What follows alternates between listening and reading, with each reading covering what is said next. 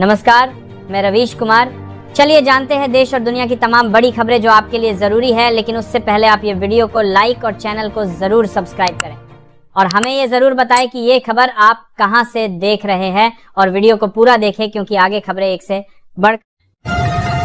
आज से शुरू हो रहे संसद के बजट सत्र से पहले ही सियासी टकराव तेज हो गया है। मंगलवार को रक्षा मंत्री राजनाथ सिंह की अध्यक्षता में हुई सर्वदलीय बैठक में विपक्ष ने वीबी जीराम जी कानून, एसआईआर विवाद, मनरेगा को खत्म कर नई रोजगार योजना लाने के आरोप, चुनावी राज्यों में ईडी की कार्रवाई, अमेरिकी टैरिफ, विदेश नीति, वायु प्रदूषण, रुपये में गिरावट और किशोरों के सोशल मीडिया उपयोग जैसे मुद्दों पर चर्चा की मांग रखी।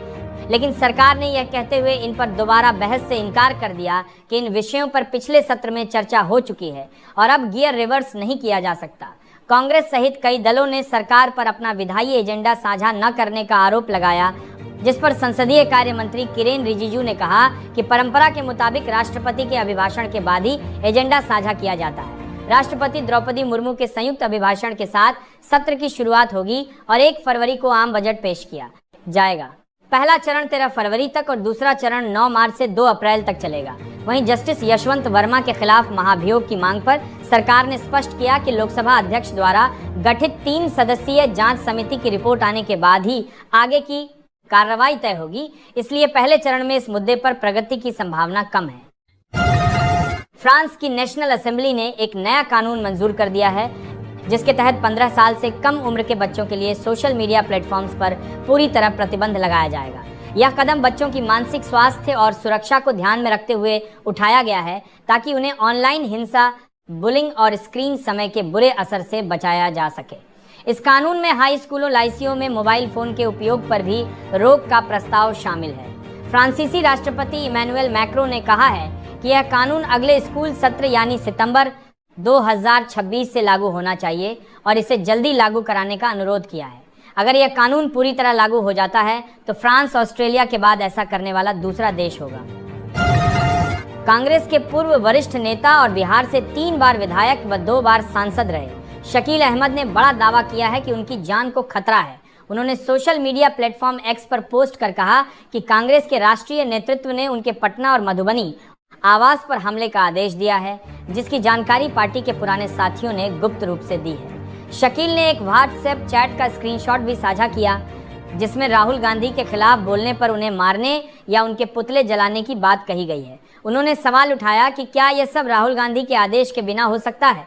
बता दें कि नवंबर 2025 में बिहार विधानसभा चुनाव के बाद शकील ने कांग्रेस छोड़ दी थी। हाल ही में उन्होंने राहुल गांधी को डरपोक और असुरक्षित नेता बताया था।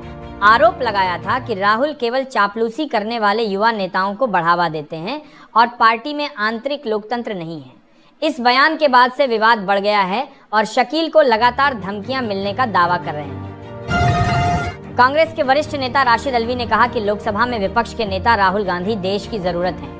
उन्होंने बताया कि राहुल गांधी के पास पार्टी में सबसे ज्यादा जनसमर्थन है और उनके बिना कांग्रेस पूरी तरह कांग्रेस नहीं रह सकती। अल्वी ने यह भी कहा कि प्रधानमंत्री नरेंद्र मोदी का सामना राहुल गांधी जिस तरह से करते हैं वैसा कोई और नेता नहीं कर रहा है। यह बयान ऐसे समय में आया है जब पार्टी के पूर्व केंद्रीय मंत्री शकील अहमद ने राहुल को डरपोक और असुरक्षित नेता कहा था और अल्वी ने खुद पार्टी नेतृत्व से मिलने में दिक्कत होने की शिकायत की थी। साथ ही उन्होंने भाजपा पर कांग्रेस को सांप्रदायिक मुद्दों पर घेरने का आरोप भी लगाया। अयोध्या में तैनात राज्य कर विभाग के उपायुक्त प्रशांत कुमार सिंह के इस्तीफे की खबर सामने आते ही शासन हरकत में आ गया है और राज्य कर आयुक्त नितिन बंसल से पूरे मामले की विस्तृत रिपोर्ट मांगी गई है। बताया जा रहा है कि प्रशांत सिंह ने अपना इस्तीफा सीधे राज्यपाल को भेजते हुए लिखा कि उन्होंने यह कदम प्रधानमंत्री नरेंद्र मोदी और मुख्यमंत्री योगी आदित्यनाथ के समर्थन में उठाया है। साथ ही यूजीसी बिल के समर्थन और शंकराचार्य स्वामी अवमुक्तेश्वरानंद द्वारा मुख्यमंत्री पर की गई टिप्पणी से आहत होने का जिक्र किया है। राज्य कर विभाग की प्रमुख सचिव कामिनी चौहान रत्न ने पुष्टि की कि इस्तीफे की जानकारी उन्हें है और आयुक्त की रिपोर्ट मिलने के बाद ही शासन स्तर पर विभागीय कार्रवाई तय होगी। उनके खिलाफ गलत दिव्यांग प्रमाण पत्र के आधार पर नौकरी पाने की शिकायत के बारे में प्रमुख सचिव ने कहा कि इस आरोप पर भी आयुक्त की रिपोर्ट के बाद स्थिति स्पष्ट होगी।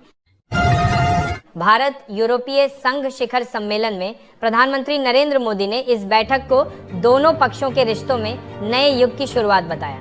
उन्होंने कहा कि बदलती वैश्विक परिस्थितियों और बढ़ते अंतर्राष्ट्रीय तनाव के बीच भारत और यूरोपीय संघ की साझेदारी विश्व स्थिरता को मजबूत करेगी। इस मौके पर यूरोपीय परिषद के अध्यक्ष एंटोनियो कोस्टा और यूरोपीय आयोग की अध्यक्ष उर्सुला वॉन डेर लेयन का स्वागत करते हुए पीएम मोदी ने भारत EU मुक्त व्यापार समझौते फत्ता को ऐतिहासिक करती उपलब्धि बताया।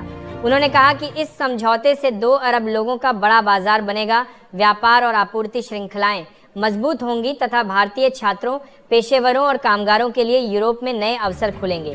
पीएम मोदी ने रक्षा, सुरक्षा, विज्ञान और प्रौद्योगिकी में बढ़ते सहयोग को भी इस रणनीतिक साझेदारी की मजबूत नींव बताया।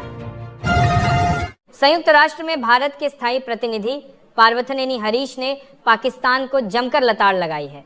उन्होंने कहा कि पाकिस्तान का एकमात्र एजेंडा भारत और उसके लोगों को नुकसान पहुंचाना है। हरीश ने पाकिस्तान के झूठे दावों का पर्दाफाश करते हुए बताया कि मई 2025 में ऑपरेशन सिंदूर के दौरान भारत ने पाकिस्तान के कई एयरबेस तबाह कर दिए थे और 9 मई तक पाकिस्तान हमले की धमकियां दे रहा था, लेकिन 10 मई को पाकिस्तानी सेना ने खुद भारत से संपर्क कर सीज फायर की गुहार लगाई। उन्होंने जम्मू कश्मीर को भारत का अभिन्न अंग बताया और कहा कि पाकिस्तान को भारत के आंतरिक मामलों में दखल देने का कोई हक नहीं है। साथ ही पाकिस्तान के 27वें संशोधन पर सवाल उठाते हुए कहा कि इससे सेना को तख्तापलट और सत्ता पर कब्जे का रास्ता साफ हुआ है, इसीलिए पाकिस्तान को पहले खुद पर आत्मनिरीक्षण करना चाहिए। संयुक्त राष्ट्र का मंच आतंकवाद को वैधता देने की जगह नहीं बन सकता। तमिलनाडु में 2026 के विधानसभा चुनाव से पहले सियासी माहौल गर्म है और अभिनेता थलापति विजय की नई पार्टी तमिलगा वेट्री कजगम टीवी चर्चा में है। विजय ने ऐलान किया है कि उनकी पार्टी बिना किसी गठबंधन के सभी 234 सीटों पर चुनाव लड़ेगी और चुनाव चिन्ह सीटी के साथ जनता के सामने विकल्प बनेगी। उन्होंने डीएमके और एआईएडीएमके दोनों पर निशाना साधते हुए कहा कि राज्य में न भ्रष्टाचार चलेगा और न बुराइयों का राज। तमिलनाडु में फिल्म सितारों का राजनीति से पुराना रिश्ता रहा है। एमजीआर और जयललिता जैसे सितारे मुख्यमंत्री बने, जबकि कई अन्य अभिनेता अपनी लोकप्रियता को वोट में नहीं बदल सके। अब सबकी नजर इस बात पर है कि क्या विजय अपनी स्टार छवि को राजनीतिक सफलता में बदल पाते हैं या नहीं।